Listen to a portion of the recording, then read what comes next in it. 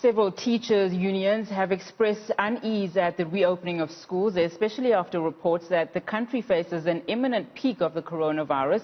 The National Professional Teachers Organization of South Africa has called for caution on the part of Basic Education Minister Angie. Naptosa's Executive Director Basil Manuel joins us now for his reaction as some grades resume schooling. Now let's start there, Basil. Thank you so much for your time. Now let's get your reaction to the Department of Basic Education's decision to phase more grades into schools as of this morning, grades R6 and 11 to be specific. Unati, in the past Naptosa, we've never been opposed to the reopening of schools. We've never suggested that we should abandon the school year. However, we must err on the side of caution. And the caution that we pronounced last week was about the sheer number of learners that were projected to return today.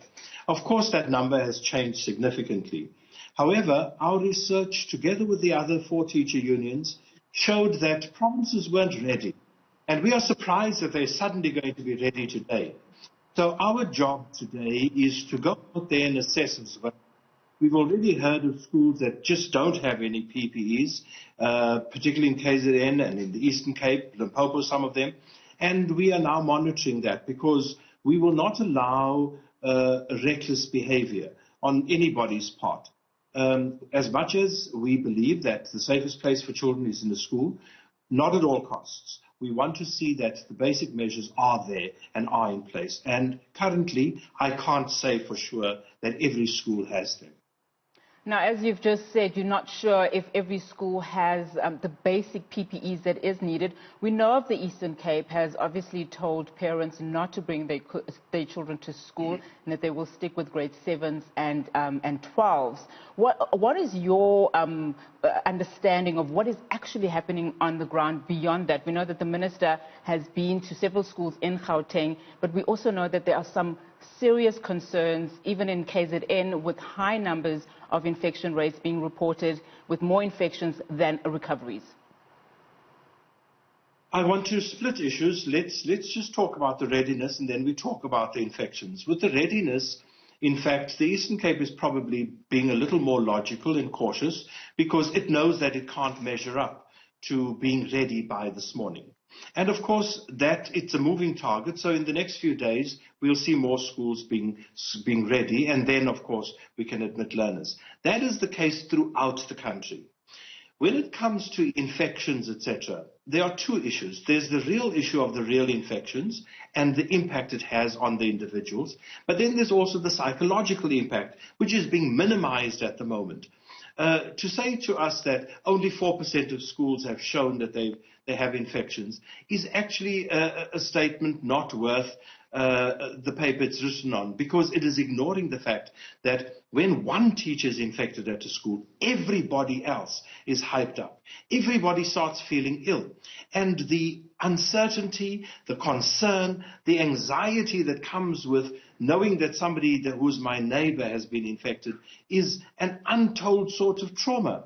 And we need to look at that as well, because it can't only be about the infections. It must be about the mental health of our members too, of every single teacher, of every single non-teaching staff member, and by extension, of course, the learners as well.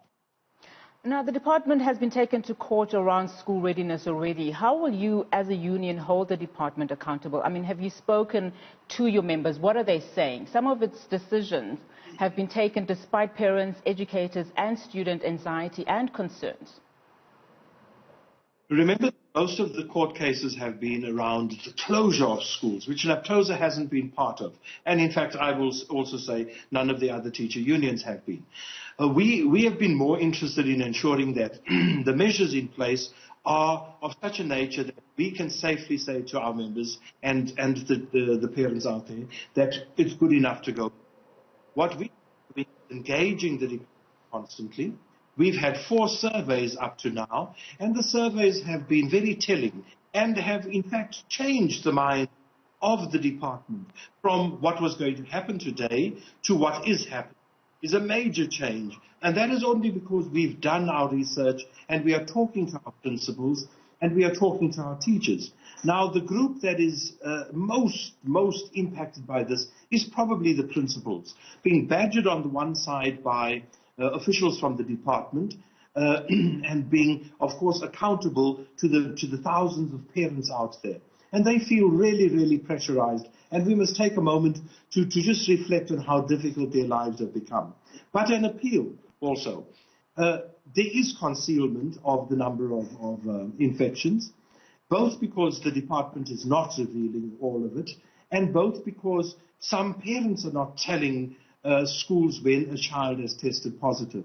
And then teachers also just not coming back to school without revealing the reasons. And I want to appeal to people, this is a dangerous exercise. We can't do that. We've got to be honest, and we've got to show what the real issues are at the schools. And only then can we beat this coronavirus issue.